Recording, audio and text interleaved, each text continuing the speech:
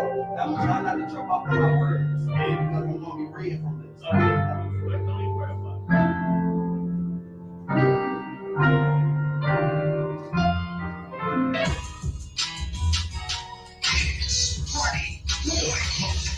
From the new Hot 97.9. Hot 979, we bang the hottest hip hop and R&B. Right now, we are live in Raleigh, North Carolina with Commanding General Yahana. What's going on, man? How you doing? All right. How you doing, party boy? Man, I'm good. I cannot complain. It's Saturday night. It's so much going on. The vibes is in the city. Aquarius. It's Aquarius season, so, you know, they celebrate their birthdays and whatnot. How you feeling? I'm doing good, man. Feeling great. Glad to be in Raleigh. Glad to be down in the South. Glad to get out of New York for a minute and come on and see all the brothers and sisters. Man, big shout out to New York. What part of New York, matter of fact? The Boogie Down. The Boogie Down. Where exactly is that? That's the Bronx. That's the Bronx. Okay. Oh, my bad. I assume everybody knows. big shout out to the Bronx, man. See, my people's from Queens, but I heard the Bronx really get down. Is that true? Yeah, the Bronx is beautiful because it's such a mixture. You got Black, Latino, you got Puerto Ricans, you got Dominicans, you got a little nice mix of flavor up in there. You know what I mean? West Indian. The flavor. Yeah. That's all about melanin. We always got the flavor. And speaking of melanin, let's talk about ISUPK. What is that? ISUPK is the founders of the Black Hebrew Israelites across this country. The brothers you see out on the street corners every day trying their best to turn our brothers from all the crime and drugs that's wiping us out. That's the ISUPK, the Israelite School of Universal Practical Knowledge, man. Oh, that's dope. That's dope. And what exactly do y'all represent? Because I heard what you said. It's for stand-up men, right? So what makes the men so stand up, and what do y'all teach? Well, what it is we teach the Bible, the Old and New Testament. If you think of the Jewish faith, now you take the Jewish faith, you add Jesus Christ to the Jewish faith, and then you turn around and go into the history and get the origins of the people of the Bible, which were Black. And now you got the Israelites. You got the full true story. That's why a lot of people don't understand the Bible, because they don't have the whole story. And what the Israelites do, and ISUPK does, is let everybody know the real truth, that the slaves that came here in America, and that's why it's so beautiful we're talking about this in the South. The slaves that came here in America during the slave trade are in fact descendants of the original biblical Hebrew Israelites. When you go back in the Bible, Revelation 1:14, it tells you Jesus was Black. If you go to Jeremiah 14:2, it tells you Jeremiah says the Israelites are Black. If you go to Solomon, who was David's son, King David's son, he said that he was Black. There's many, if you go to Daniel 10:5 and 6, it tells you that they were Black. So the people of the Bible are Black people. Moses was a Black man. He was not a Caucasian man. And so when you put that piece together, and then you realize what has happened to Blacks in America, especially here in the South, then you begin to realize that what happened in ancient Egypt, where the Jews were in slavery, is exactly what happened in the slavery in America. And the kicker is the slaves in Egypt were Black, the slaves in America were Black. You go to Egypt tomorrow, and I've been there several times, and you look at the pyramids, and they show the slaves working in the field. The slaves are brown-skinned people, just like the Egyptians were. It wasn't brown-skinned people enslaving Caucasians. It was brown-skinned people enslaving brown-skinned people. That's a big misconception. And then you got the Israelites, which is a nonprofit organization to help brothers and sisters, man. Have you seen the movie Woman King? I have not seen. I refuse to see the movie Woman King because it's such a misnomer. First of all, if you know the history, that the movie does not depict the story correctly. At all. There were no women warriors back then doing anything. That's a myth. Women in times of war had to fight and do different things. But the greater hurt of it is this. In such a horrible time for Black men are hated by everybody. Black men are being incarcerated at massive rates, being shot to death by cops. I'm not saying sisters are not, but with everything going on with Black men, why are we trying to now act like Black women, should take a leading role? When we need to empower and strengthen Black men.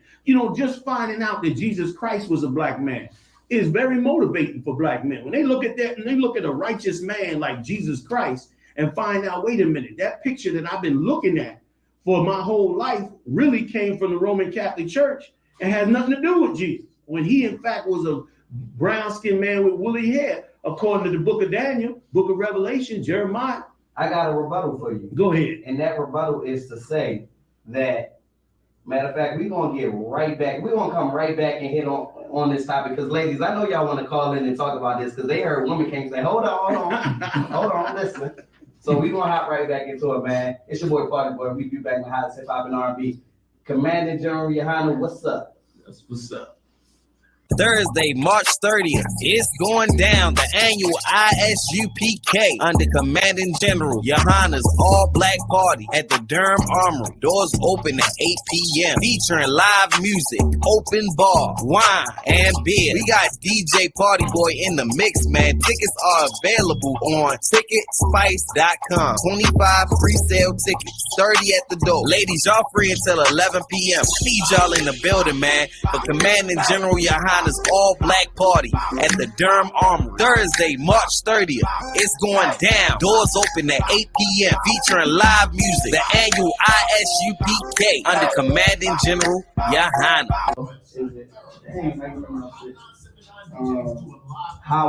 Yahweh. You close. No? You close. Please. It's Yahweh.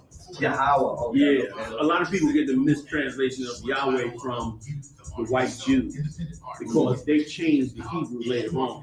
They added vowels to it, which changed the language. Which changed, how's it spelled? It's spelled Yahwah. CWAH. Because we about to talk about that in a second. Because you know my stepdad, I guess it's stepdad-in-law. Yeah. Is that the same? Yeah. Like your my lady's mother's husband. My lady's mother's husband. Yeah, that's he's your stepdad. But stepdad. Yeah. He's an Israelite. He wears the tassels and everything. That's y'all wear tassels, right? We don't wear tassels. What is it The called? white Jews wear tassels, but we're supposed to wear fringes. That's what it's called. Okay, no sweat. They wear fringes. Because we done had long conversations. Okay. It's called fringes. Okay. You wear fringes. Your sons wear fringes. Okay. And stuff. So. Here's what I know he hasn't told you yet. What? But that the people of Trinidad and Tobago are direct descendants of the tribe of Benjamin in the scriptures, according to historical facts. Hold on. What? Okay. Yeah. I knew that you had never heard this before. But when you go, you know there's 12 tribes to the children of Israel. When you read about the biblical Israelites, there's 12 families that make up the Israelites. Okay? They call them tribes. And one of those tribes is the tribe of Benjamin, or Bunyamin in the Hebrew. And he was the youngest son. He was Jacob's youngest son. He's the youngest son from the group that went into slavery. And what they don't tell you is when you trace their history back from Benjamin, from back in ancient days, right on up to today, the Caribbean islands, including Trinidad and Tobago, are the descendants of the Benjamites. I'm a Benjamite. He's a Benjamite. We're descendants of the tribe of Benjamin, So from Benjamin being was from the started Caribbean. And the Caribbean overseas. Then like Trinidad, right? Okay, no, because the people of Trinidad were brought there as slaves. There was a group that came first, the Caribs. They came early. But the slaves, the descendants of slaves like you and I, those were carried over there from Africa. And they were escaping the slaughter of the Africans. Those are the Benjamites. I had to sit down in a class and break it all down for you. But our organization's been around since 1969. So we ain't newcomers to the game. We've been studying the history on these 12 tribes for decades. And so we know who they are and where they are. Like a lot of people don't know that Puerto Ricans are descendants of the tribe of Ephraim. They are not Puerto Rican. Think about it. Who would name themselves Puerto Rico, which is rich port? The Spaniards named it that because when the Spaniards came, they said, yo, look at all these riches. And they were stealing all the gold and diamonds and jewels. So the Puerto Ricans didn't name themselves Puerto Ricans. The Spaniards named them Puerto Ricans. When you go back and check their history, they're the Taino and Boricua Indians. Those Indians are of the tribe of Ephraim from the 12 lost tribes of Israel. They came over here when the Assyrian Empire was in existence. That's why people that say they don't know where the Latinos originated from. They try to say they came from Asia. None of that's true. They came over here during the Assyrian Empire. Yeah. Let's do it. WT50AZ, Raleigh, Durham, and WNUG 750 AM, New Hope, NC, a VMC broadcasting station, black-owned and operated, but never operating on CP time. We hope that you are enjoying the show. Broadcasting live throughout the 919 Metro, and we're waking you up every morning with Young Jock and the Streets Morning Takeover Show. We bang the hottest hip-hop and R&B right here on the new Hot 97.9 FM. Flame on. It's 24 live from the new Hot 97.9. Hot 979, we do bang the hottest hip hop and R&B. It's your boy Party Boy, and we are right back in the mix with Commanding General Yohana. What's going on, man? How you doing? Good. Holding it down. Looking good. Feeling good. New York is in the building. I heard New York really get down, man. Since we've been talking, they is not cutting no cards again. Straight to the point. They ain't saving feelings. They telling you the truth. That's what we trying to do, man. We trying to get y'all the truth. Is you gonna listen? Because we speaking the truth right now. So we're going to talk about it right now. So check this out, right? Mm-hmm. In searching up the ISUPK online, a lot of the black and brown demographic and others in general would find the SPLC's labeling of you as a hate group. Is there any truth to that? Are y'all a hate group? That is absolutely untrue. The Southern Poverty Law Center calls us a hate group because we bring up the crimes that's done to blacks and Latinos, which is ridiculous. Like if you call us a hate group, then why aren't you calling the NYPD a hate group or the Los Angeles Police Department? I ain't killed nobody. Exactly. I ain't dragged nobody out of their car. I ain't split nobody's head open. I didn't rape no women, on a car stop. I ain't mass incarcerating and planting drugs on people. How you gonna call us a hate group, but you ain't gonna call? Listen, matter of fact, you got to call the whole United States a hate group at this point. So how you gonna say that? So see, they call us a hate group because we turn around and say the white man is the devil for the things that he's done. The word devil just means adversary.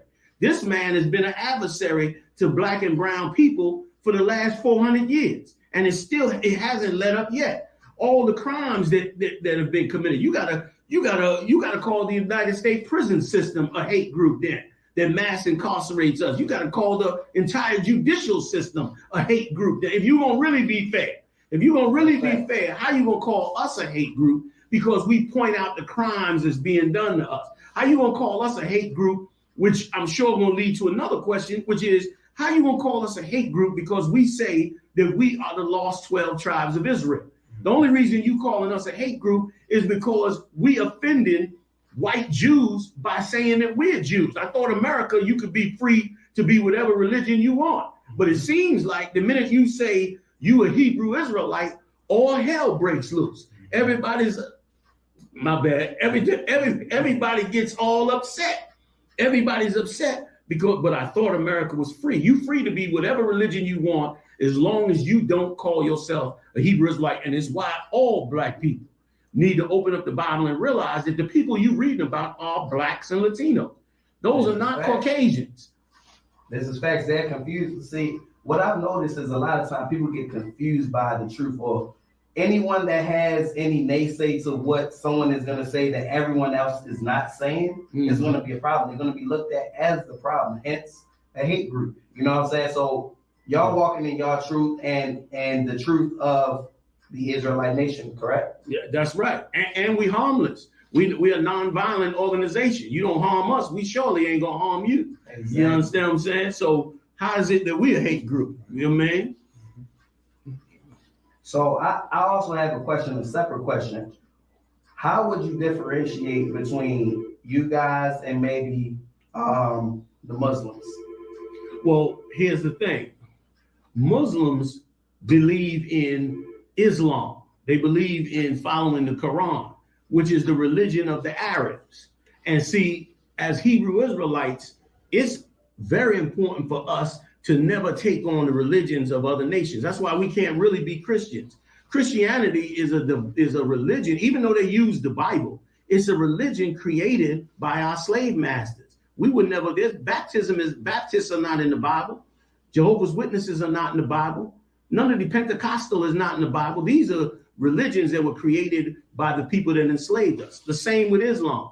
These are Arab religions, Sunni Muslim and Shia Muslim. These are Arab religions. And the problem is these things actually prove that we must be a different people because we take on everybody's religion because we don't know who we are. Until we open up the Bible and realize that we are those people in the Bible, then we're going to put down all these religions. So the difference with us is that's an Arab religion. I can't follow another man's religion. Every nation has a God. You can go to the smallest country in Africa. They got some kind of voodoo god or something that they worship. You go to any Asian country, any European country, every nation has a God. Why do I got to go to another nation to find my God when everybody else got their own?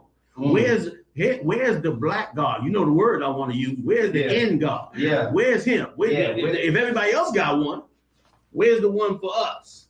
I mean, well, everything else has been taken from us. So what do you think? Where? There you go. They stole that too. If you ever wanted to know a piece of history, just take that picture. For all of you that's into AI and into Alexis, take that picture of the white Jesus Christ and ask Alexa, ask AI, ask your encyclopedia, your professor, who is that person in that picture? Because it's not Jesus Christ, even though we've all been taught it's Jesus Christ. His real name is Caesar Borgia, second son of Alexander the Greek of Rome. We worship in a Roman as Jesus. And that's so wrong to do to us, especially when he's a black man. That's what they call it, identity theft. That's right. What that is. And what is the name or what is the title that you guys give God? God, the translation, this is another misconception. That's a great question. A lot of people think the 4 syllables YHWH is God's name. That's incorrect. See, prior to the Babylonian Empire, there were no vowels in the Hebrew language. They were all consonants. So when you put those 4 consonants together, the word comes out to Yahweh. That is the true biblical translation of God's name. It's not Yahweh. It's not Yeshua. It's not none of those. It's Yahweh, because the ah sound comes behind every syllable because there are no vowels. And so that's how you get the proper translation of God's name. Wow. I'm going to take that with me. Listen, we're going to get into some vibes, man. Hot 979, we got Commanding General Johanna in the building right now. Big shout out to the ISUPK. We bang the hottest hip hop and R&B. Let's go. Live on the new Hot 97.9.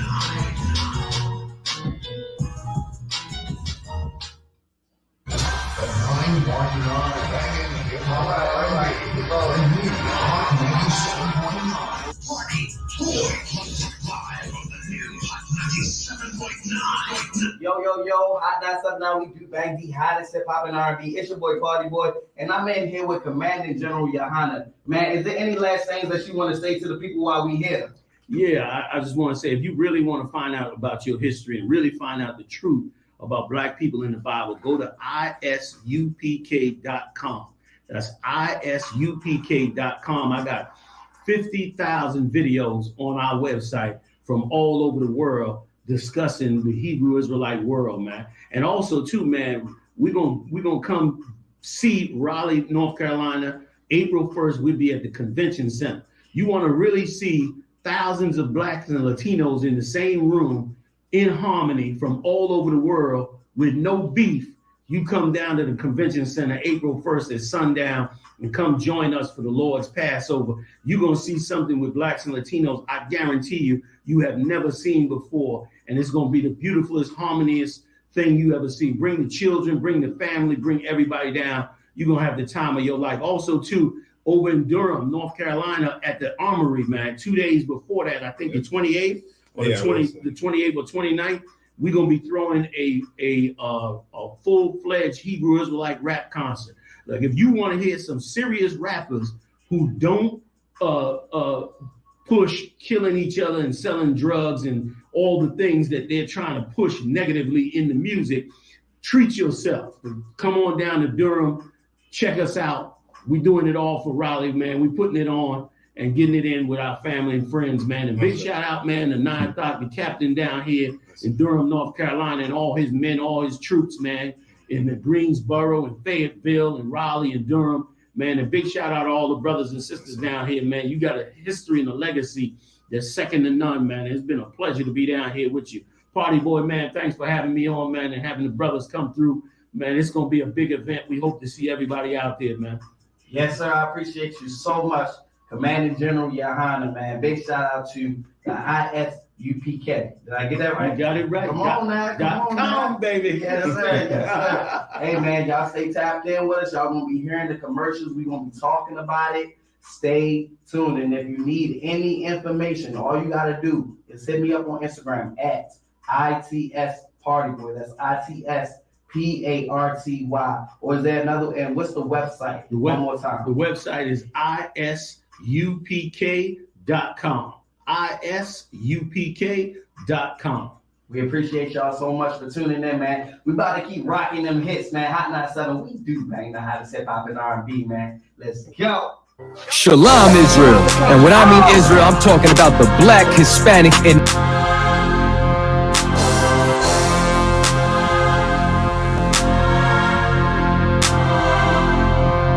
I stood 10 toes down in these streets, whole ground in these streets. Roll around the city with the pound when it's bleed. I done made this my last stand, but I am not an ordinary man. I'm a motherfucking soldier. The last stand of a soldier. I stood 10 toes down in these streets, whole ground in these streets. Roll around the city with the pound when it's bleed. That's right. I done made this my last stand, but I am not an ordinary man. I'm a motherfucking soldier. The last stand of a soldier. Yeah. I ain't no ordinary man. I'm something that you might never see again. I never was the tallest, never was the strongest. I just held the record for being real the longest. Niggas know they feeling what I spill at my performance. Shitting on these haters, yellow belly like it's jaundice. You know I be on it, know I keep my bomb lit. Ready just to drop it on you fuckers on some calm shit. Don't doubt the ability, get down in the field with me. Watch how I be flipping on rappers, check the agility, how real it be. I was always taught it's either kill or be killed. When you die, leave your will like Uncle Phil, nigga chill. I done popped up out the Matrix, I ain't had to pop no pill. Raised up in them Philly streets, with them gangsters pop that still. I've been down with UPK, whether broke or at a mill. All I care for is my team, I don't care about no dick. Cause I ain't choose this life, it chose me. That ain't a secret, made an oath to give my soul peace. And I'm gonna keep it, climb the mountain, set my goals steep. And I'm gonna reach it, so I'm up all night with no sleep. Nightmares of demons, saw my first fiend OD. That shallow breathing kinda fucked me up low key. But I don't speak it till I die. I promise not a tear fall from my eye. Go to war, this my battle cry. Tell them why. I stood 10 toes down in these streets, whole ground in these streets. Roll around the city with the pound when it's bleed. I done made this my last stand, but I am not an ordinary man. I'm a motherfucking soldier. The last stand of a soldier. I stood 10 toes down in these streets, whole ground in these streets. That's right. Roll around the city with the pound when it's bleed. I done made this my last stand, but I am not an ordinary man. I'm a motherfucking soldier. The last stand of a soldier. Yeah. I'm so ahead of my time, but the flow is ancient. Tell them show some respect, watch what you put my name in. We are nothing to be fucked with, them boys is dangerous. Make it hard for your team like them boys is tanking. Arm extended with the pound like you left me hanging. And beef got well done, nigga, we filleted it.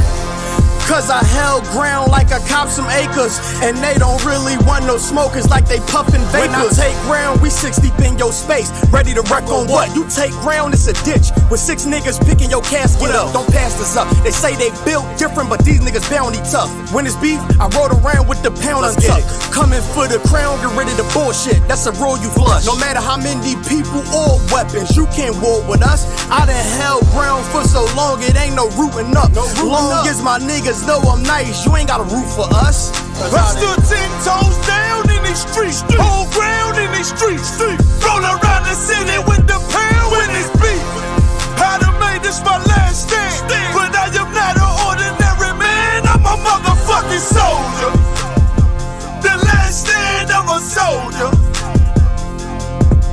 I stood 10 toes down in these streets, hold ground in these streets, roll around the city with the pound when it's beat.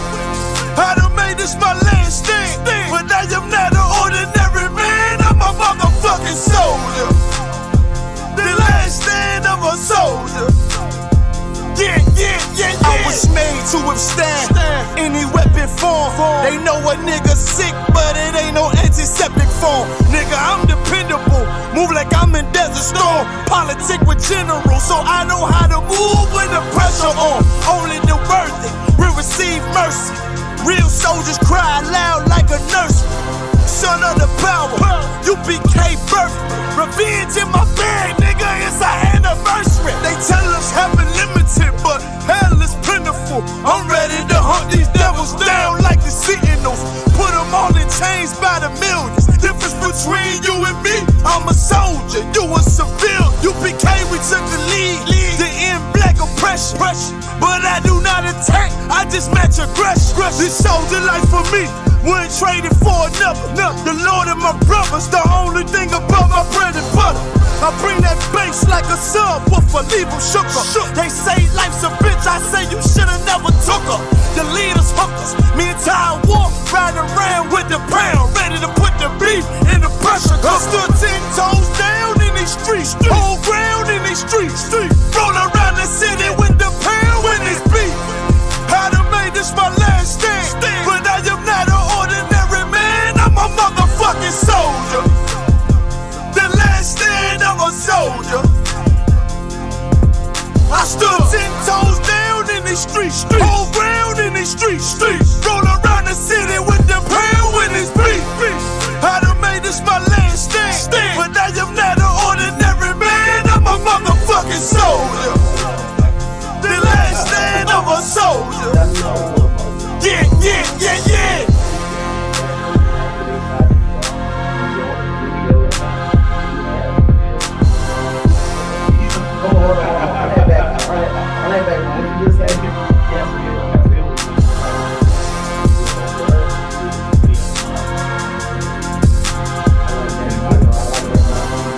I'm from up north as well, Baltimore City to be exact. And it seems like us cats from up north, we seem to get along a lot because we done been through similar things. Absolutely.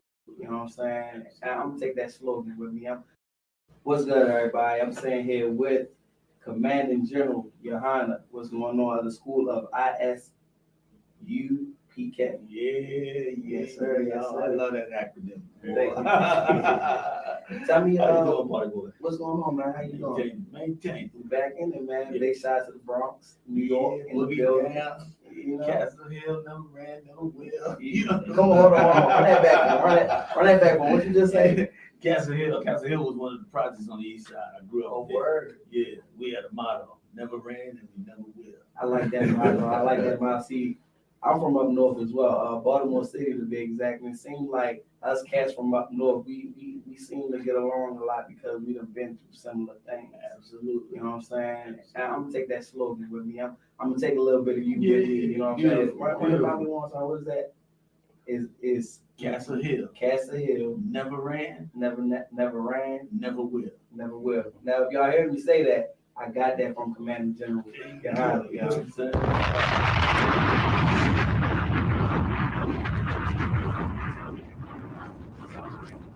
Thursday, March 30th. It's going down, the annual ISUPK under Commanding General Johanna's all-black party at the Durham Armory. Doors open at 8 p.m. featuring live music, open bar, wine, and beer. We got DJ Party Boy in the mix, man. Tickets are available on Ticketspice.com. 25 pre-sale tickets, 30 at the door. Ladies, y'all free until 11 p.m. Need y'all in the building, man, for Commanding General Johanna's all-black party at the Durham Armory. Thursday, March 30th. It's going down. Doors open at 8 p.m. featuring live music. The annual ISUPK under Commanding General Johanna. Could you explain to me what you guys represent and actually what ISUPK stands for? Okay, let me tell you, first of all, ISUPK is an acronym for the Israelite School of Universal Practical Knowledge. And we are a nonprofit organization. We're worldwide now. We started out in 1969. We dedicated our lives to waking up Blacks, Latinos, and Native Indians to their true heritage. And we found out through strenuous research that Blacks in America, West Indians, Latinos, are in fact descendants of the 12 lost tribes of the children of Israel. And in fact, that the Bible is as hard as it's appealing as it is to swallow, that the Bible is actually a black man's book, that everybody in the Bible is black. Well, if you go in Revelation, the first chapter, it tells you that Jesus Christ had skin that was burnished brass. It tells you that in Jeremiah said in several places that the Jews were black. Daniel, the revelator, one of the prophets of the Lord, described what Jesus Christ looked like. And he said specifically in Daniel 10:5-6 that his arms and his feet were like in color. Use the word color to polished brass. They like to tell us that color is not in the Bible, that Jesus had no color. They also said something about hair like wool, correct? Yeah, absolutely. I see you on your game. You know what I'm saying? That's right. That's tight, brother. Like the scriptures tell you that he had woolly hair. And it also said that God had woolly hair. That's in them scriptures. And that's been hidden from us for many, many years. Part of the entire white supremacy that have kept us down. And it's so sad in that if anybody needs to be motivated in 2022, 2023, it's black men. Black men. You know what I mean? If you want to motivate brothers to not become drug dealers, murderers, killers, rapists, you understand, and basically join part of the criminal element that's been handed down to us, then you need to give them some motivation. And what greater motivation than to find out that the baddest man that ever walked the face of the earth, Jesus Christ, Yahushua in the Hebrew, was a brother. I mean, that just got me off my, that knocked almost all the Bronx out of me. You know what I'm saying?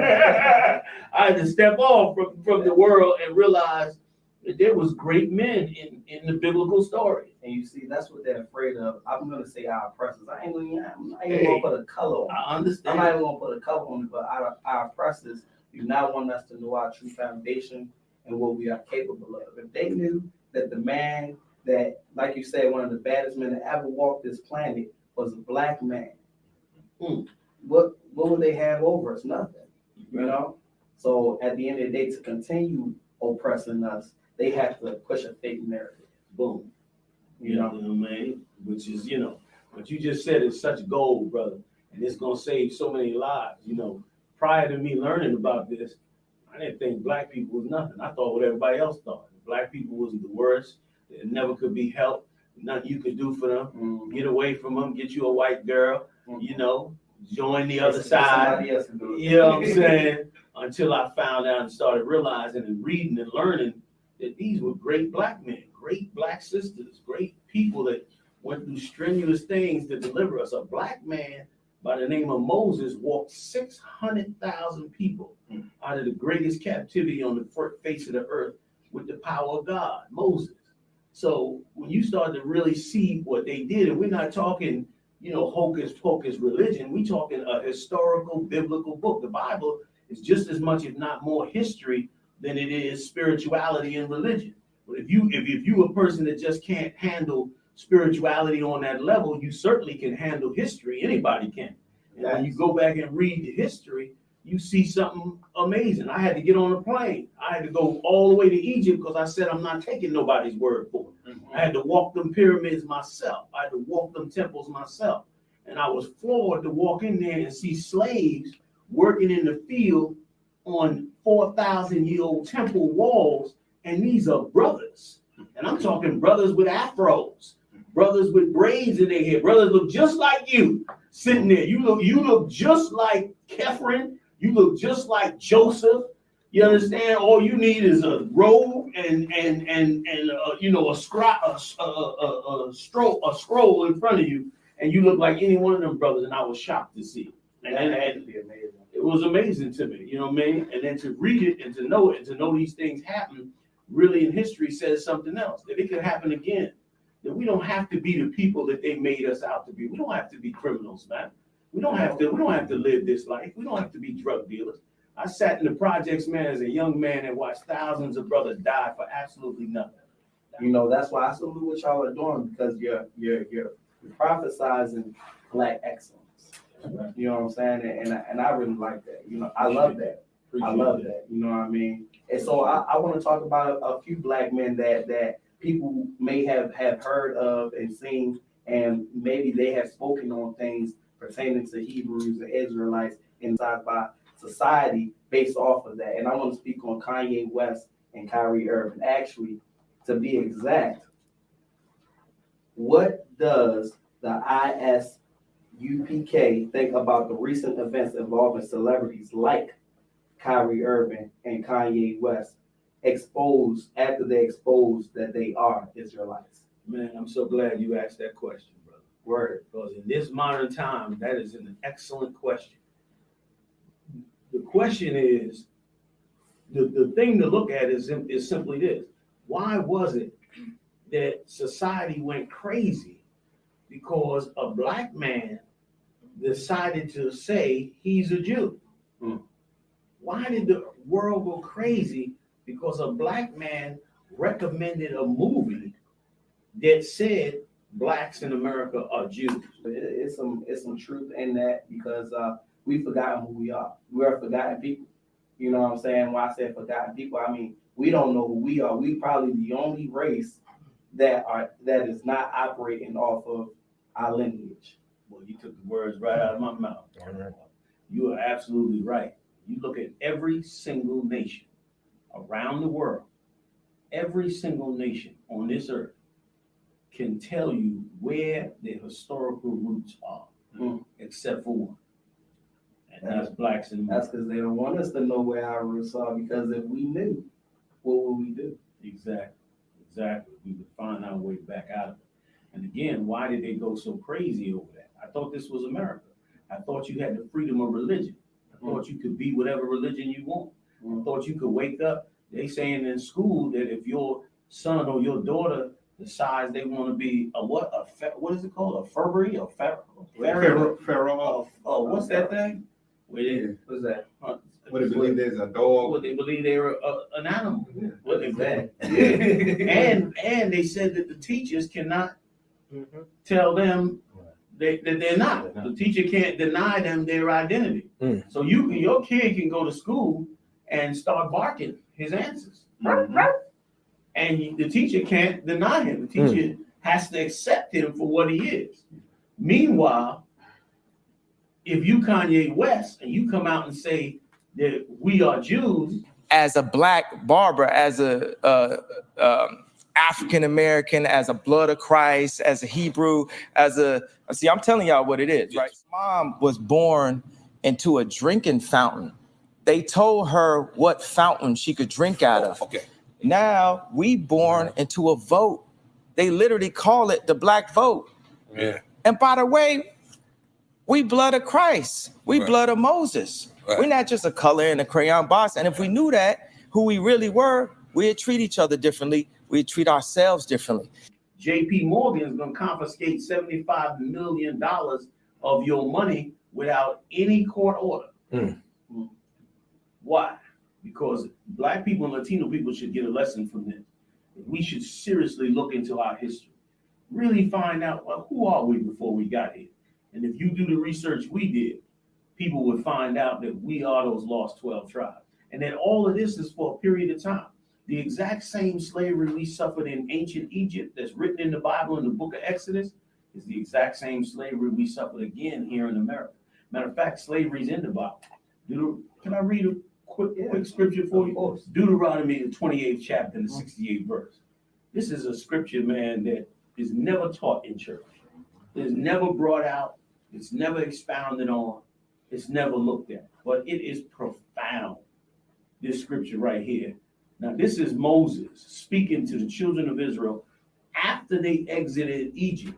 Now, they're out of Egypt. They're in the wilderness. Moses gave us a warning. He said, if you don't do what God says, this is going to happen to you. And this is one of the things that he said would happen. Go ahead and read it. Deuteronomy 28 and 68. And the Lord shall bring thee into Egypt again. He said, I shall bring you into Egypt again.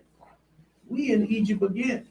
We back in the same suffering we suffered 4,000 years ago. Go ahead. With ships. With ships. Now tell me of any other slavery on this earth that took place on the level of the transatlantic slave trade, which was done by ship. This is biblical prophecy. Read on. By the way whereof I spake unto thee, thou shalt see it no more again. This is interesting. He said, by the way, where I spoke on you, meaning through that wilderness that I spoke on you, you're not going to see this place again. And right now, we just finished talking about how we don't know who we are. We haven't seen that place again. We haven't found ourselves back there again. Here we are walking around in America 400 years. And the Library of Congress has clear history on who we are. They got clear history on where the slaves came from, what cities, what towns. Meanwhile, we relying on Ancestry.com to tell us who we are. When you can go right to the Library of Congress and see we came from Fort Judah. We came from different areas in Africa that we had renamed with Hebrew names. It's a sad song that this is kept from us. Read on. This is biblical prophecy. And undeniable. And this is a King James Bible. I didn't write this. This was here long before I got here. And it'll be here long after I'm gone. So why is slavery written in a book that's been sitting around and in every church for the last 100 years and nobody has brought this out? Read on. And there ye shall be sold. There ye shall be sold. How did we get sold? How did we get into these plantations? I just came from, what is it, Stagsville? I was amazed. I'm from Stags. Break it down, somebody. It's the largest plantation in North Carolina. In Durham? Yeah. North Carolina? Like where we at? Yeah. Man, I gotta check this out. You gotta see this, man. And they said it's probably one of the largest plantations in the country, right here. And it was 50 square miles of plantation land. 50 square miles. I'm from the Bronx, man. I've seen many horrors. When I walked into them slave quarters over there in Stagsville, man, I saw something I could not. I saw, I don't have to go to the penitentiary. I saw what life was like in them slave quarters. 10, 11 people living in a room, probably the size of this room. Is it like a museum? It's been taken over by the state. What's it called? It's called Stagsville Plantation. Every black person in America should treat themselves to some deep understanding of their history. We went up there, man, and saw that place. It was amazing to see and experience. We talking about houses built by slaves by hand. No nails. You know about that, huh? No nails. I mean, we talking about some black people survive. I'm talking about you living on 50 square miles, so you ain't running away. Right out front your window is the land where you farm. This is all you do. You wake up in the morning with your 10, 11 family members. You walk out to the farm. You work till the sun go down. You come back in. No windows, barely blankets. You cooking food outside because there's so many of you in a room. You can't cook the food inside. It's insane, our history here. So when I read this scripture and God said through Moses, a prophet of God, that you're going to go back into slavery if you don't obey me. You're going to go by ships, transatlantic slave trade. You're going to be sold. Everybody knows about the slave auction. in all these major cities. If you go to Philadelphia, which was the capital at one time, right downtown Philadelphia is where the slave trade was taking over. For years in Baltimore Harbor, they had slave ships on display. I'm from Baltimore. That's crazy. So you know about the slave ships they used to have in the harbor. Yeah. You know what I'm saying? So the history is there and the biblical prophecy is here. All we got to do is see it. And it's also, this is, I don't know, being from the streets, right? I kind of always had an analytical mind about why something was. And if black people don't know who they are, any sensible brother should be saying, well, then who are we? Yeah, exactly. And trying to at least figure out what nobody knows. Trying to figure exactly. I can't be a Muslim, like we talked about before. I can't be a Muslim. I can never, ever, ever be part of Islam because that's an Arab man's God. I could never be a Christian because that's a white man's God. I could never be a Buddhist because that's an Asian man's God. I could never be a Hinduist because that's another set of people. That's their God. So my question is, can I speak freely on this podcast? I ask this question to black people all the time. If you don't like what I'm saying, just answer me one question. Who is the nigger God? Because everybody else got their own God. Mm-hmm. So I want to know who is the God of niggas. Because that's the God I want to talk to. Right. You know what I'm saying? And I found him right here. Telling us. How you pronounce his name? Yahweh in the Hebrew. That's a big misconception, like we mentioned earlier. The big misconception about God's name. People call him Yeshua, Yahweh, this and that. But what they're doing is they're taking the 4 syllables. They try to tell us that those 4 syllables was an abbreviation of God's name because they didn't want to pronounce God's name. That's a lie. These were holy scrolls. They put God's name in. What they're not telling us is true Hebrew language prior to the Babylonian Empire never had vowels in it.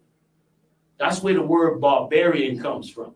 Barbarians were native people who spoke languages that only had consonants in them, no vowels. Later on, after Babylon, the Babylonians added vowels into our Hebrew so that they could try to utilize our language because they couldn't speak it. So they turned around and tried to modernize it with vowels. That's where we get today's Yiddish from, today's Hebrew from. But that wasn't the original language. The original language, which we call the Lashawan Kodash, was the ancient Hebrew with no vowels. So if you take YHWH, take out, do not add vowels, you get Ya, Ha, Wa, and Ha. But the Ha on the end, you drop the A because it's the last consonant. How you spell that? Because I got to take notes. No sweat. You said how you spell his name? YAHAWAH. WAH. And that's pronounced Yahweh. Wah. Yahweh. Yeah, it's all O's. Yahweh. Yahweh. It's all O's on the end. You get the U sounds like Yeshua because they changed the Ah sound to a U sound. That was adding a vowel. That's not the original name. You know what I'm saying? So they added it. The same with way. There's no way in ancient Hebrew. There's no A sound. It's only an Ah sound.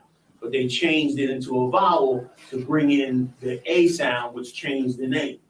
So if you want to go back to the ancient biblical translation of God's name, it's Yahweh. Yahweh.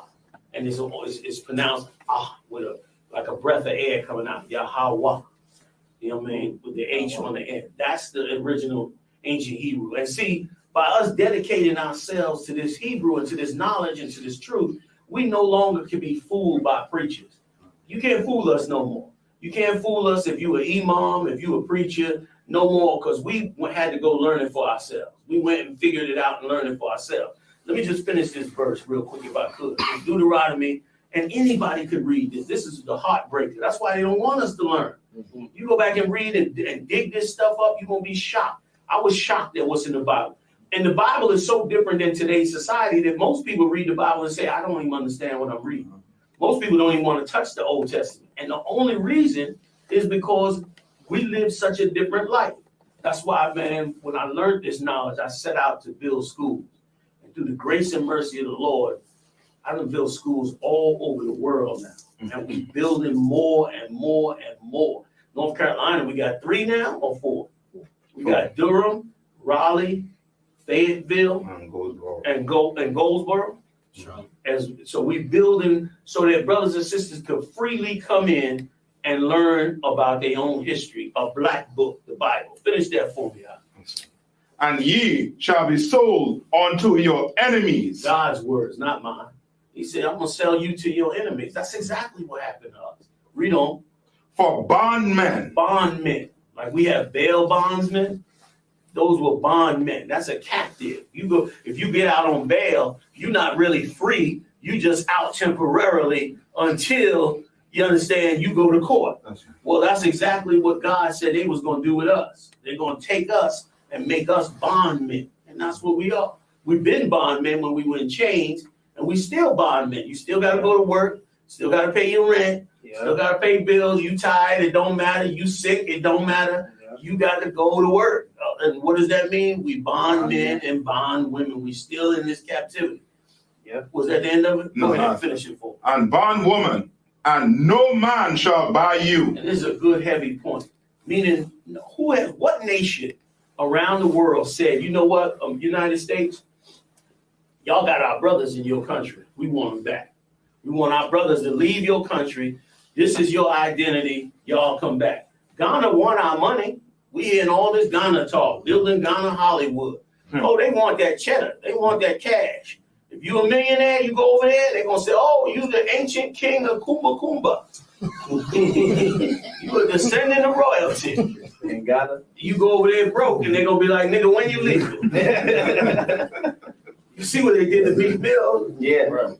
Exactly. You know what I'm saying? Like nobody's buying us. Nobody's claiming us. We got to find our own identity back. And we starting right here in this Bible with black people. And I'm sorry if it offends people. But the truth is, if you lied for 100 years and I come tell the truth, don't be mad at me. Right. You the one lied for so long. And then we talked about that earlier, about how people always look at the one person that's going left versus everyone else that's going right. That one person going left is going to be seen as the bad person, or going to be seen as the person that's lying or not, is deceitful and things of that nature, when actually that one person that's going left could be the only person that knows that it's a slide down that way, and over here is going to be, the grass green or whatever you want to say, you know what I'm saying? So that's the concept that we're going with, is 9 times out of 10, the person that's saying something that everybody dislikes is the person that's speaking the truth. And it's so biblical. I mean, you could go back so many biblical stories. Jesus Christ didn't go with the Sadducees and Pharisees. They turned on him. Moses didn't go with the priest of Pharaoh. He went out in the wilderness and found the Lord. Mm-hmm. Jeremiah separated himself in the wilderness from the other priests. I mean, there's so many stories. Daniel refused to go with the other priests to the sacrifice, went the other direction. They turned around and tried to kill him behind it. Yeah. You know what I mean? So many times. Abraham, God said, look, get away from your people. I'm going to send you out here in this wilderness, you and your son. So many times that one brother who went in a different direction happened to be right, not listening to the propaganda. And come to find out, we gained so much knowledge from it, so much wisdom from it. You know what I'm saying? Let me tell you, man, the greatest thing we could ever do for young brothers is to wake them up and turn them on to the Bible. And I know it sounds Christian-y and religiously, but I ain't talking about learning the Bible just to be singing and shouting in church. I'm talking about really learning our history and learning the history of what has happened to us as a people. I mean, we are a nightmare. We are the result of a horror story.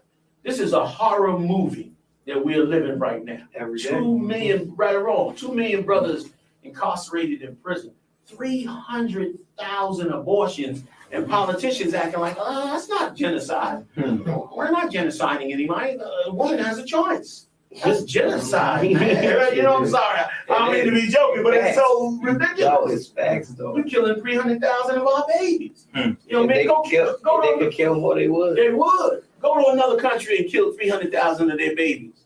You go into war. You go into war, and if they gonna turn it up on you.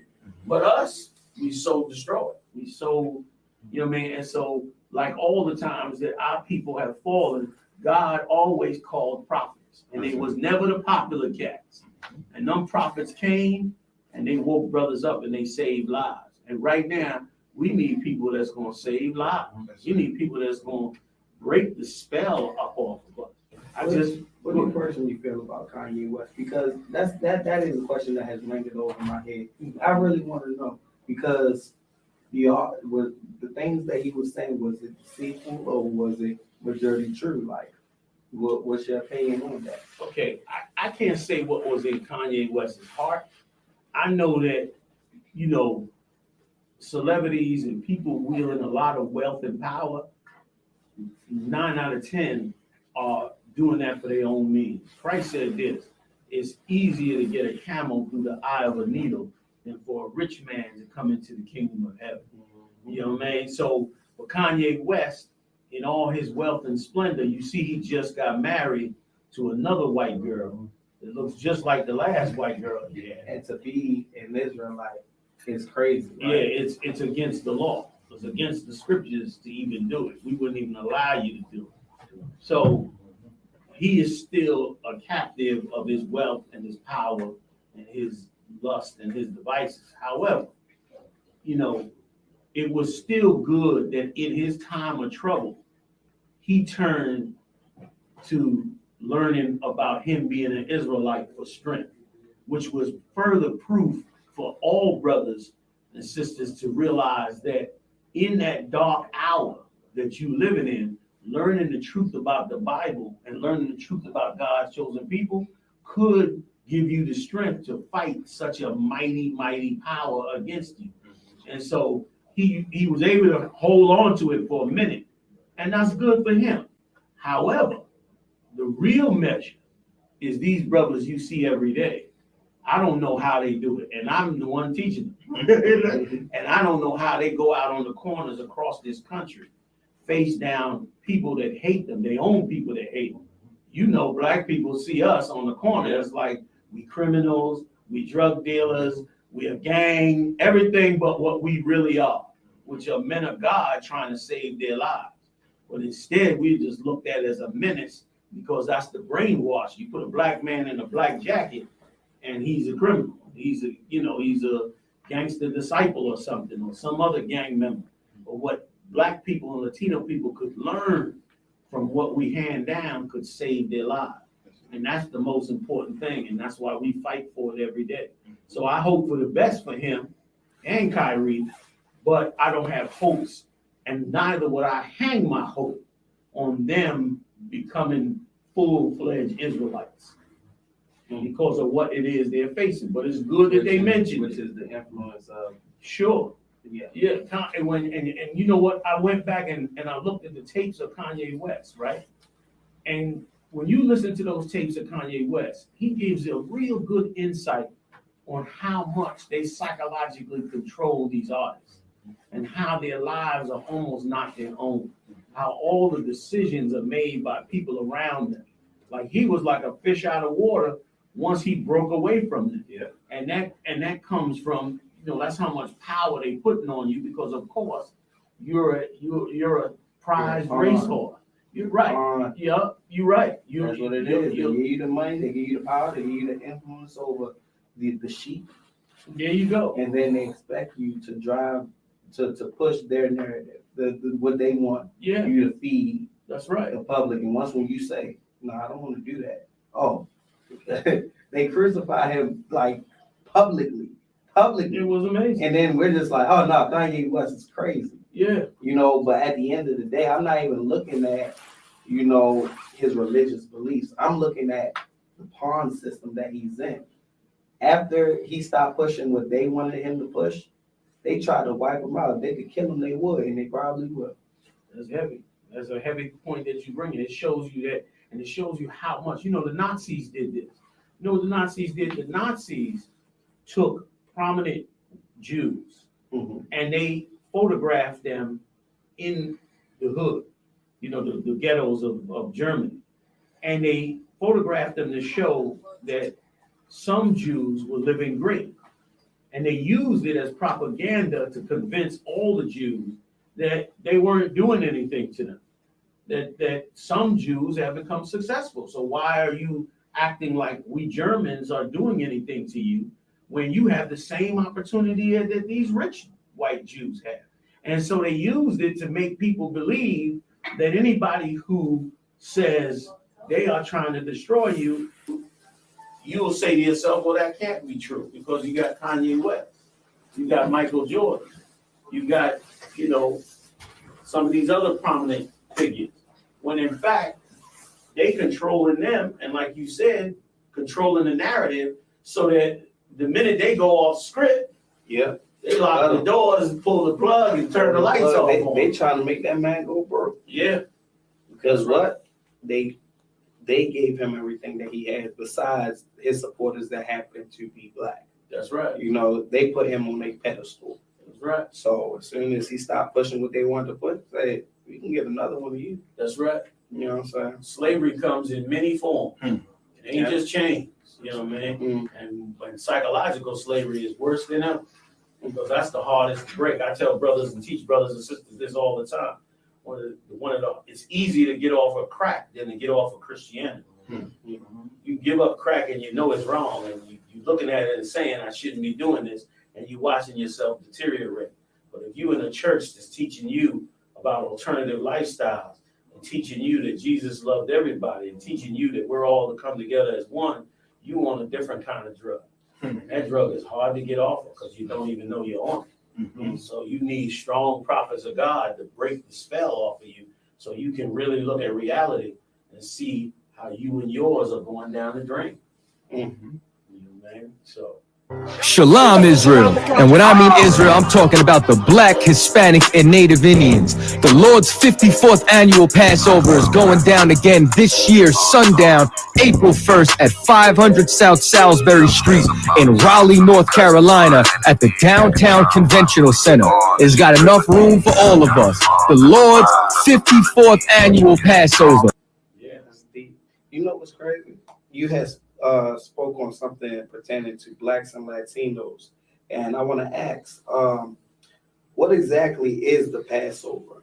What is the Passover, and how important is it for Black and Hispanic and Native Indians? That's an excellent question.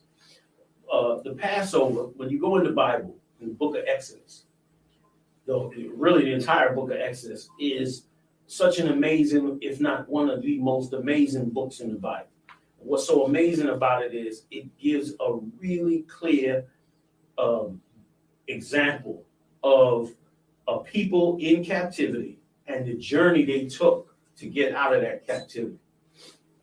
This was done by the hand of God. And what's so amazing about it is today you have so many scholars and so many PhDs and educated people who look at the Black plight and the Black struggle and never equate it to the book of Exodus. Never equate it and say, maybe we should be looking at this book to see how we walk out of the captivity we're in. And this mindset, this struggle we're going through. So Moses did that by the hand of God and freed those people. And then the Lord made it a law. He said, from now on, you and your children and your children's children forever will hold this Passover, which was the feast that we had right before we left out of Egypt. Like right before we got out of there, the night before, God came to Moses and said, tell all the children of Israel to put goat's blood on their door, because I'm going to send a death angel through there. And that death angel is going to kill everybody who don't have the blood on their door. And so that night, and if you could put yourself in the position, imagine if you went to bed tonight and all of a sudden in the middle of the night, you hear screaming and yelling. You look out your window and you realize people are screaming and yelling all across Durham and all across the nation. And they're all dying because their firstborn child is dropping dead. Could you imagine the death toll of that many babies dying, or that many young people dying? And that would be a lot. Well, that's what we experienced by the hand of God. God got so angry with the horrible slavery that we were in that he killed the firstborn of every single Egyptian. And they dropped dead at the same time. So the horror of the Egyptians was amazing. Once again, don't no preacher want to tell you this. He wants you to sing and be happy and just not tell you that this horrific, amazing story is right in the book of Exodus. And so God made it a law for us to do this every year, to remember what he did for two reasons. One, that we never forget that we only are delivered by the hand of God. And two, that we never forget that we are to never accept being second-class citizens under another nation. And so every year, for the last 54 years for us, since the time we discovered this truth, we've held this Passover. We've held a celebration of us becoming free from our captives. And it's so important to us because we are oppressed in America. So looking at what Moses did every year gives us hope that we will come together and eventually free ourselves from the madness that we're caught up into right now. And as a result, brothers and sisters from England, Toronto, Central America, South America, the Caribbean, all 50 states of the United States, Israelites are growing. We're exploding on the scene like crazy. We've been around since the 60s. A lot of people didn't know that, but we're exploding right now. And so we chose Raleigh this year to hold the Lord's Passover. April 1st, we'll be in the convention center. We're going to fill up the convention center with thousands of brothers and sisters. You're going to see a sight you've never seen before. You're going to see thousands of brothers and sisters in beautiful Israelite garments carrying out the same Passover tradition. We slaughtered a lamb, we roasted it with unleavened bread, and we ate it vigorously, fully armed. God made us do it with our weapons on us and everything. We'll have our shields and our swords and everything on us because that's how we were supposed to eat that Passover, in a rush. Because that next morning, when all the Egyptians lost their firstborn, they raced into the slave quarters and said, all of you come out, get out of Egypt. You're free. Get the hell out of here before God kills us all. And they freed us from that captivity. And so this Passover, it's such a reminder of us that this is not our end of our journey. We're not here to just get old and die.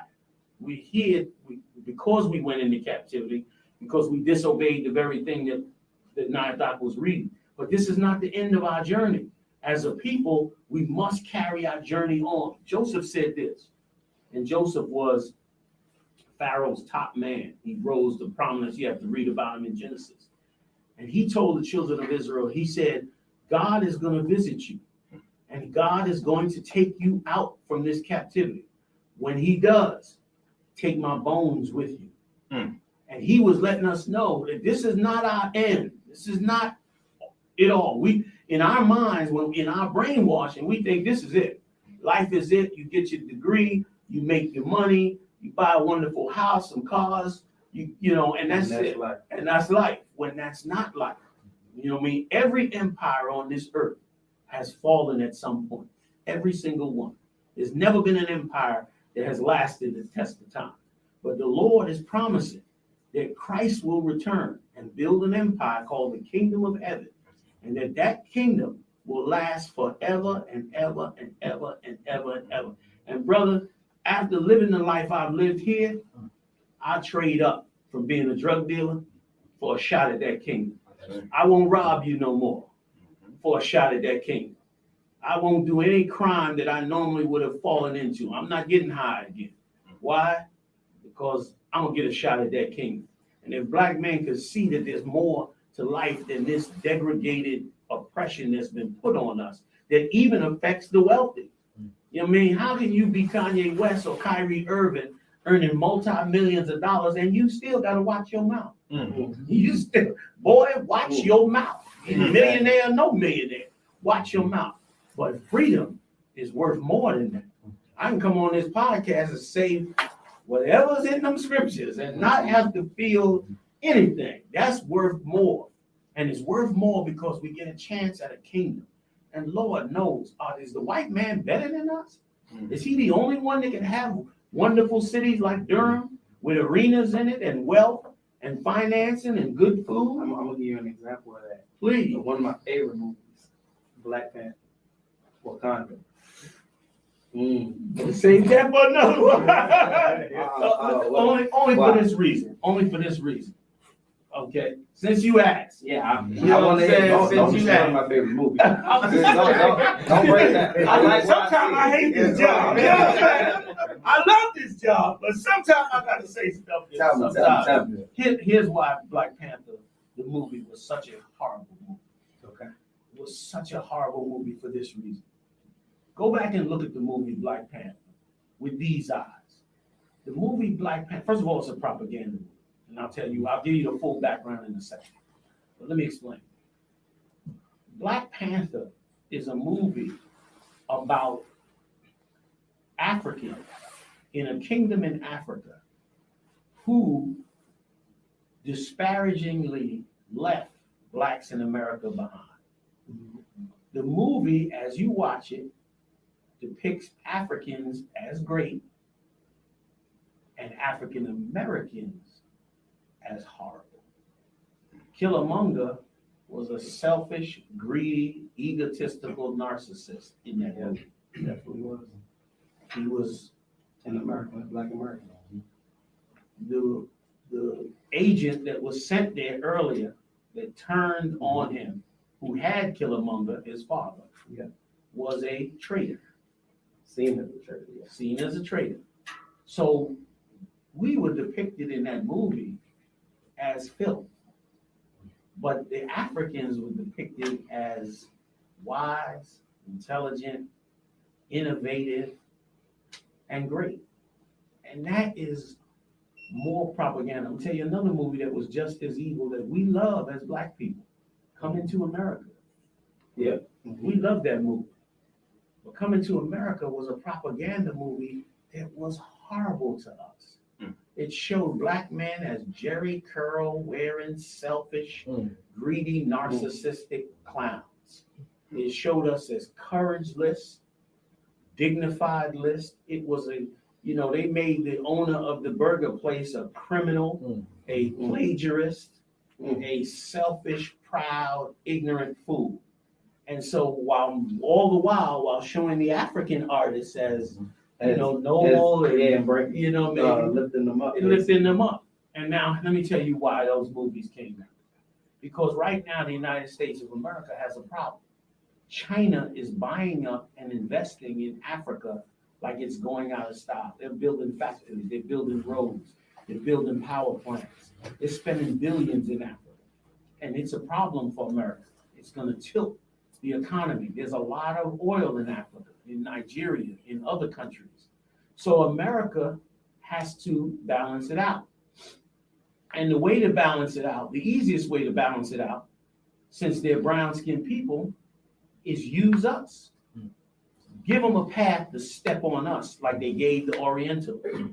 The whole idea that Asians are intelligent comes from the State Department. They propagandize that. I mean, it's a long story, but they taught us that. Asians are committing suicide in school today because they can't keep up with the propaganda that was handed to them that they are so intelligent. And there's all kinds of movies about it. And so this was done to destroy us. And here's what's so sad about it. We can't even recognize a Black movie that degrades us. We don't even see it. Black people love the movie Black Panther. Love it. Think it's amazing. I understand. Like I said, sometimes I got to give a little bad news. I get your perception, though. But with your perception, if I may interject, with that, I also seen that white Americans were villainized. If you notice, even in the new Black Panther, white Americans were villainized as still kill and destroy because they kept wanting to get the vibranium from Wakanda, which is Wakanda's treasure. Listen, that part is right. But as a man of God that cares about Black people, that doesn't matter to us. At least it shouldn't. Those are white people. Right. And everybody knows white people are colonizers. White people, everybody knows that by now. They done murdered the whole earth. They even called them colonizers. They even call it in the movie. But what about us? What about us? And let me tell you what I learned over years learning the truth. I learned to be just as selfish about us and our identity as everybody else is about them. Go ahead and I don't know if you remember not too long ago when there was an Asian rapper who got criticized by several radio stations for his music. I forget the name of An Asian rapper. He was an Asian rapper. The Asian community went crazy.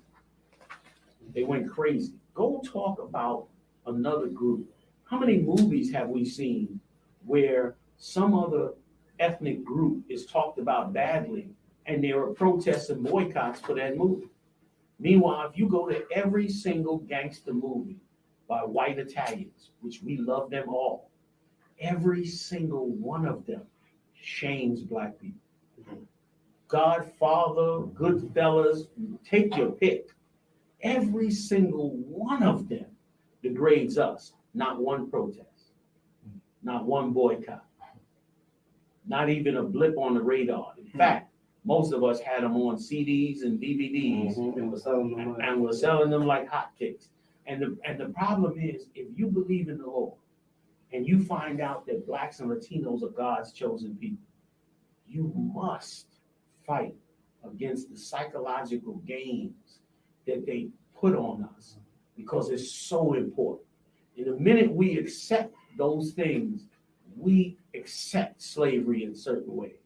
We should be outraged at anybody making a movie of any kind that shows us in a bad light, that degrades our men, that makes us look like criminals. They're doing it on the 6 o'clock news, and it's working.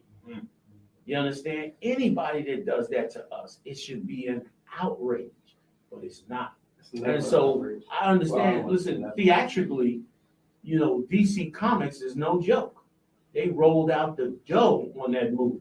And it's a production-wise, you know, Black Panther was amazing production-wise. You know what I mean? The special effects and all of that stuff was great. Wakanda Forever as well.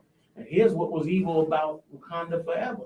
In the first movie, and I'm sure brothers can compare this, go watch a clip of the first movie. The young lady who works in the lab, I forget her name, the sister of the Black Panther. Go look at her in the first movie and go look at her in the second movie. In the second movie, they completely made her a dyke in that second movie. They totally changed her character from a feminine woman to a dyke. And they almost indirectly indicated the possibility of a lesbian relationship between the college student they were trying to save and her. And that's propaganda. And we shouldn't accept that. You want to argue with me that you're born a lesbian? I know differently. But don't tell me you're a lesbian because you've been brainwashed. Because somebody spent $1 billion to make a movie and push it around the world for some 13-year-old to decide one day she likes that character and now she wants to have a lesbian relationship. Then you ain't no lesbian. You've been brainwashed. You've been manipulated. Yes. And as men of God that love God's kingdom, how can we just sit back and not say nothing? And applaud. And applaud. Good point, God.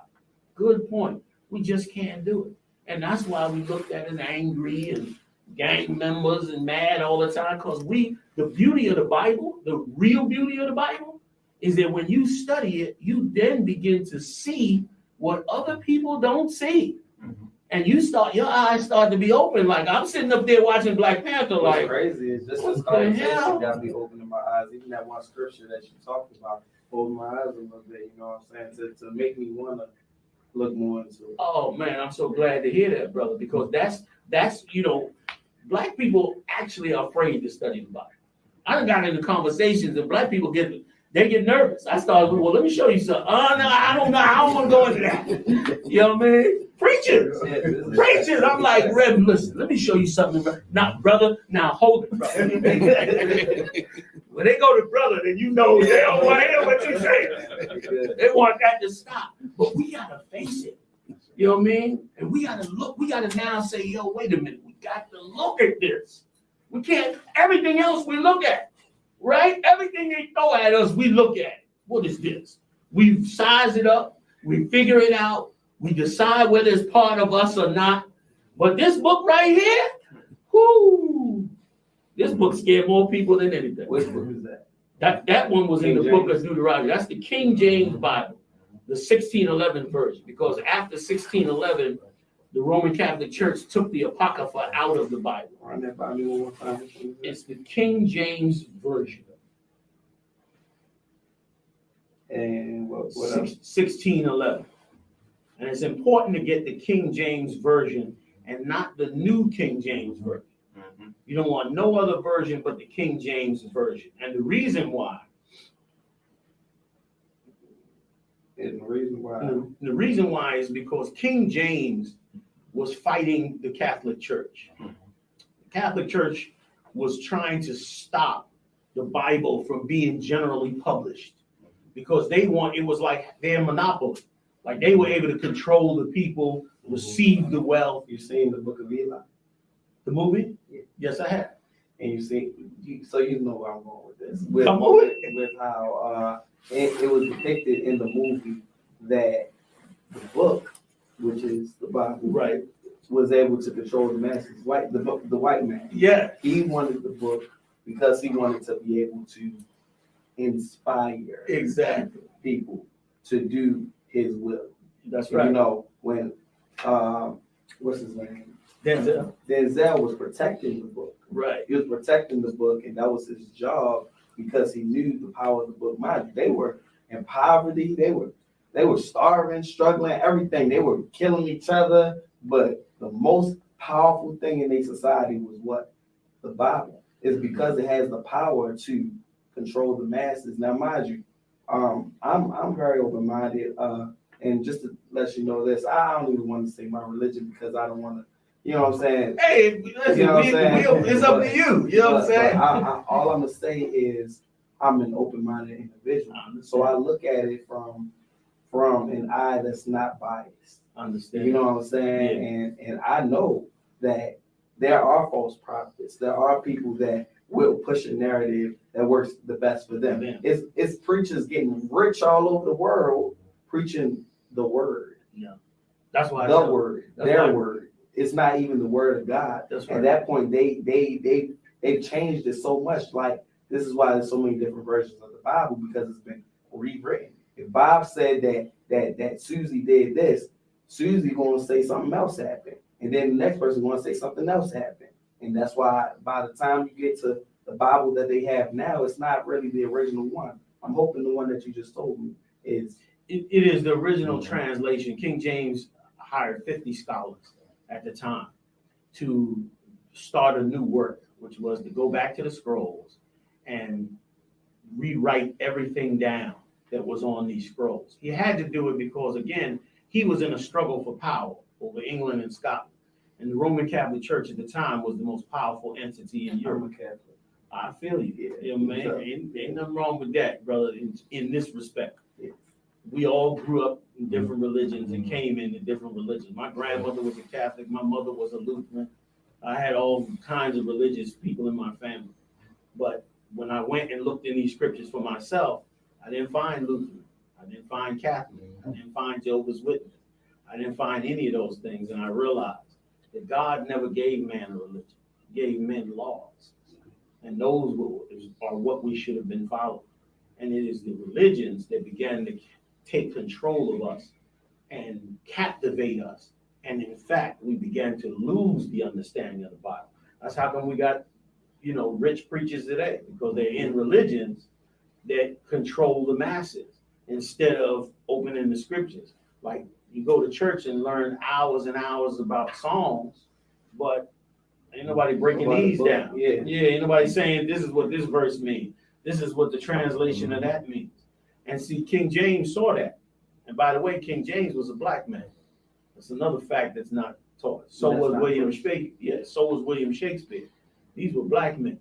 William Shakespeare. William Shakespeare was a black man. He started the Blackfriar Theater. I'll go a couple more for you. A lot of people don't know that Socrates was a black man. Plato was a black man. There's a lot of prominent black men.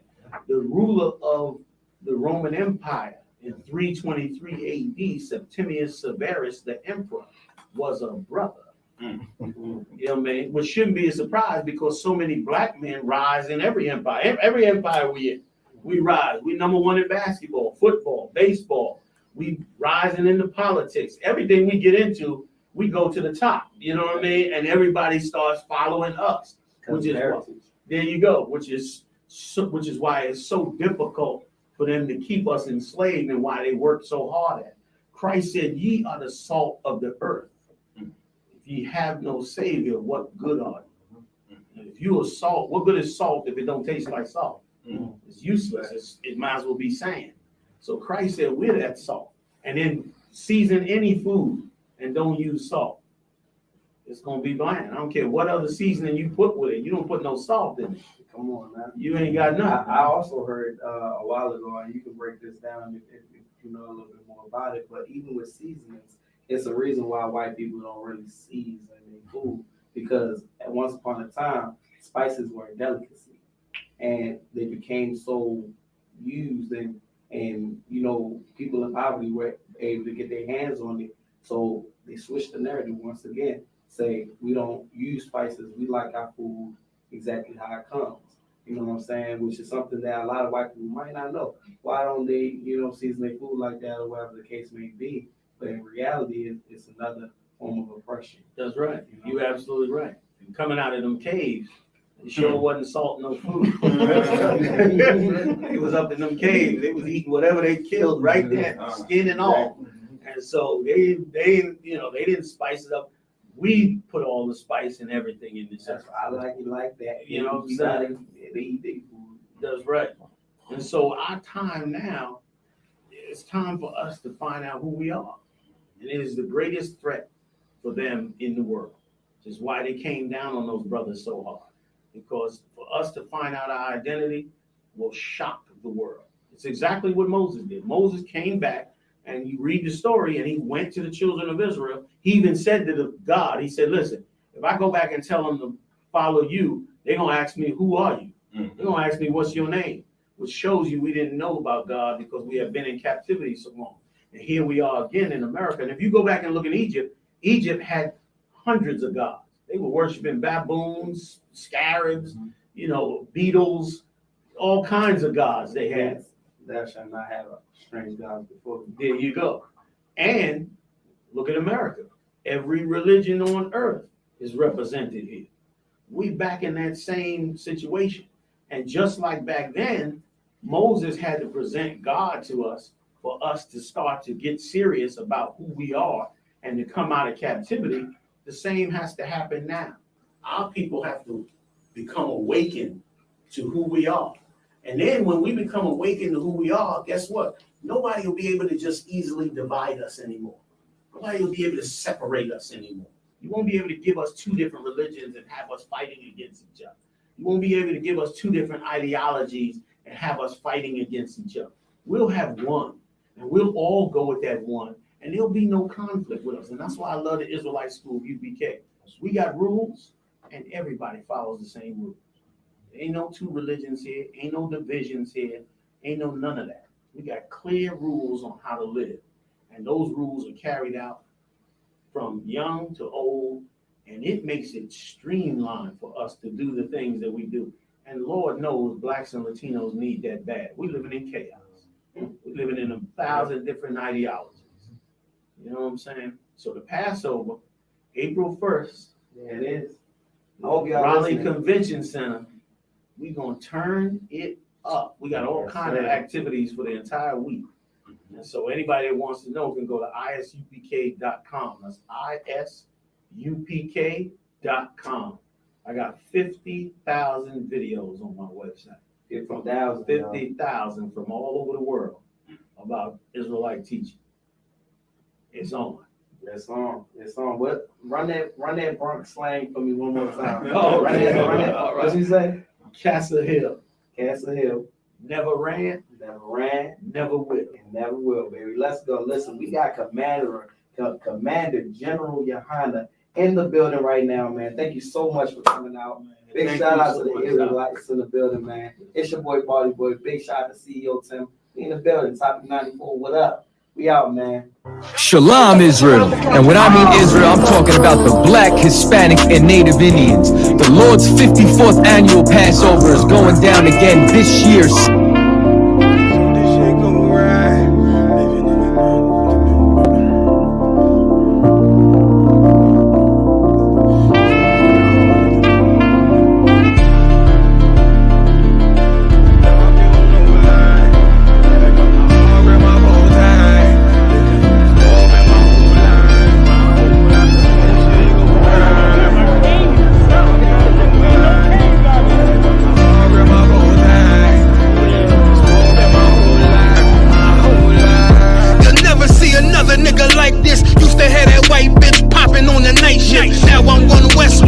deeper than an ice pick. On you rappers' necks and it's feeling like some vice grips. Yeah, that's light shit. Send my bro a kite quick. Ties of war, we ain't forget about you. Keep your light lit. Rappers can't see. Most of them scared to witness. Go and close your eyes. That's one right here for the trenches. Bad bitches, natural hair or extensions. Hood niggas that'll probably grip like some dentures. Brothers on them fences. 23 and 1 out. Praying that that commissary hit before it run out.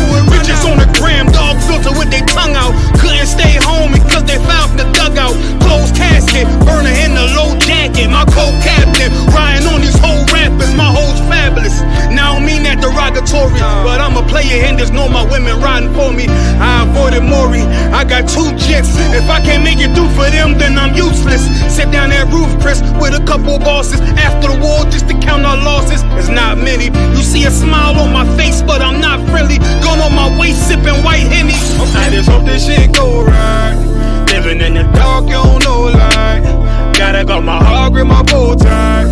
Waiting on the swerve in my whole life. I just hope this shit go right. Living in the dark, you don't know light. Gotta got my heart with my bow tie. Living in the swerve in my whole life. It's so melodic. When I be dropping this ebonics, this ghetto phonics, it got me on the level supersonic. My bomb atomic, and you know where you can find me. Somewhere probably folding this paper origami. My name is pure as the Dasani. My wave is like a tsunami. I went from 0 to 100, feeling like Ricky Bobby. I made a deal with the Reaper. Got a couple wives, they some keepers. Talk a lot of shit, but you can't walk a mile in my sneakers. Bitches go to Miami, come home with change features. Now she got a BBL, her ass fatter. Trying to show up all them niggas that laughed at her. Now when they see her, they only wanna fuck her. They just wanna touch her, they don't wanna cuff her. They just wanna come and kick it with her like a punter. Turned her to a runner, now it's all aboard the train. Fenty on the face, but it's not concealing the pain, it's a shame. So I'm in the hood like some rap snacks. I know niggas kill you and your mama for a scat pack. Dark tint, matte black, they do it for half that. Had you like 90s Missy in a fucking trash bag. I'm from Philly, we don't do bank accounts, just cash app. I spit a verse and I just watch the time slow. This that guy flow, this that shit that rappers die for. This that uncut Tahoe Wall straight from Pablo Escobar. I be at the bar like Moscato.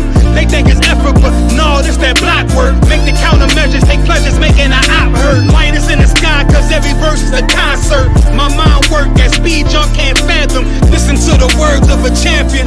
It can't. The streets need another anthem. I just hope this shit go right. Living in the dark, you don't know light. Gotta got my heart with my bow tie. Waiting on the swerve in my whole life. I just hope this shit go right. Living in the dark, you don't know light. Gotta got my heart with my bow tie. Living in the swerve in my whole life. My whole life.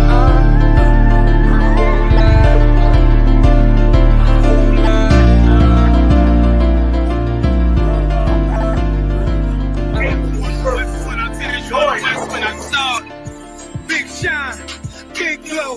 I be gone till November, let my bitch know. I'm back by the winter, bubbling like Crisco. I need my pockets all swollen like a lymph node. Talking out the side of your neck, get you a slit throat. I stay broke, don't care if I got $1 million. Looking down on me, I put your brains on the ceiling. Fuck kicking down the door, we bout to demo the building. Fake cats all in these groups, I wonder who ya. Shoot ya, off your pulpit, hallelujah. 4-pound gun youngin' down like it's a cougar. On my feet, combat boots, or is it Puma? Words spreading around about me, none of it rumor. All truth, very big facts, very large caliber on very small cats. Compact pistols, ladders, and all that. About to throw the switch in the Nina for rapid fire. Got the 5.7 equipped with the magnifier. Boom shakalaka equipped with the rim rocker. We ain't really got beat, yeah, Ramak would have been shot you. The best rhymer, Synth Pac and Big Papa. Big Llama, Big Juice, I'm Big Jamba. Quarter tank of gas, I'm not a Big Jamba. In sweat, not in time. My blood flows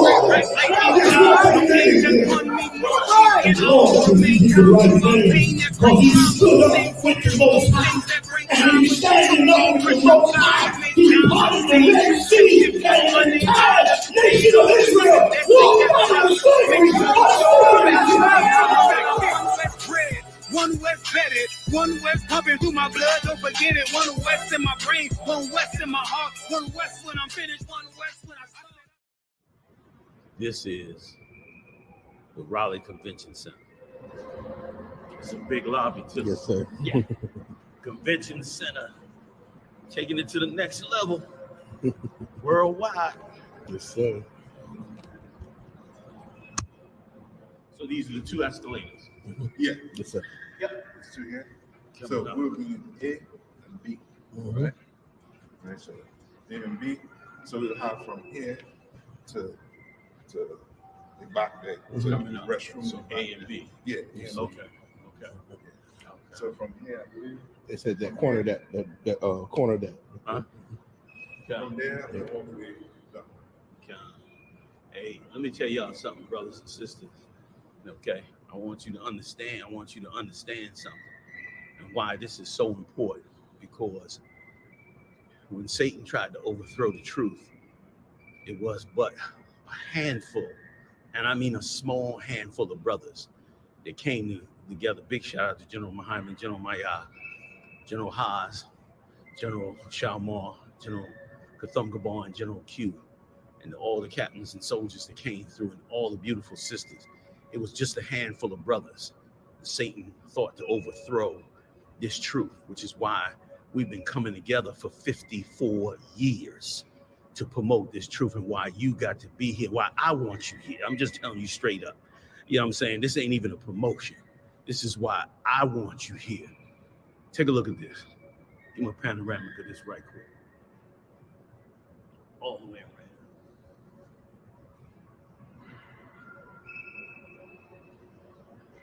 And once again, this is a mark of what this truth has done for us and what the Lord have done for us. This wasn't done by man. This was the Most High doing this, because he handed us this truth and we held on to it.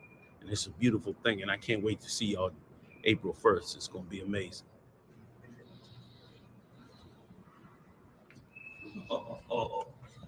Oh, man. This is just what we need. And I see why they said that we needed that level of sound. Because to reach this room, to fill this room, you need some serious sound. You know what I mean?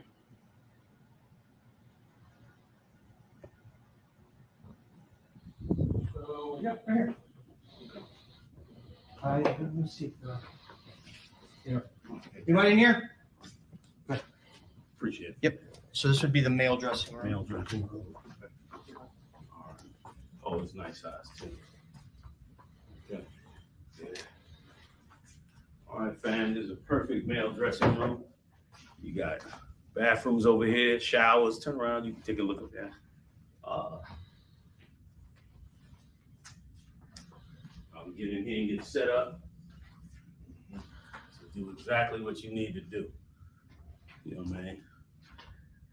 And once again, it's deserving of the brothers who have been so strong to hold us down for you to be just as strong and join them April 1st. It's an amazing thing. That's it. All right.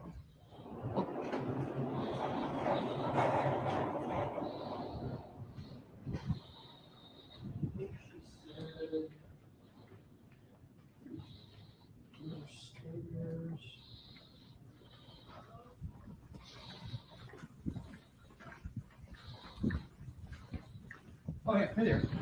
Look at this wonderful, wonderful kitchen. So big shout out to Shaquana Podge. Your work is in good hands. Can we do a circle right quick? See how wonderful the work is in center plate. Handle their business. Thanks for allowing us to put you on the tape. Showing what a great kitchen and a great operation this is. So I look forward to seeing everybody come on in, man. It's going to be amazing. April 1st. Raleigh, North Carolina, y'all. We at the backdrop of the convention center. We right across the street, doing it straight up in the Hanover room. Take a look at this room. Now they're gonna work this whole thing out for us. Jerome Muhammad's class will be rocking on the level. And I mean, I'm standing in this room and the temperature control system in this room is absolutely off the hook. So it's gonna be comfortable, beautiful, fully decorated, ready to go. This is it, fam. We worked hard for this. We worked hard to get here. So let's get it on. Big shout out to General Muhammad. Big shout out to the class he puts on, smoking as usual. And, you know, it's going to be beautiful to get up in here, man, and do our thing. Also, Feast of Unleavened as well. We'll be getting together, bringing this brotherhood and sisterhood together. We got to fight to bring the 12 tribes together. You ain't going to bring the 12 tribes together without a battle. You got to go to war to bring them together. Christ said, bring them two sticks together and tie them together. Everybody make it out, man. We doing it up April 1st, man. The whole week. Whew, it's going to be beautiful. All right, yo. Yes, sir.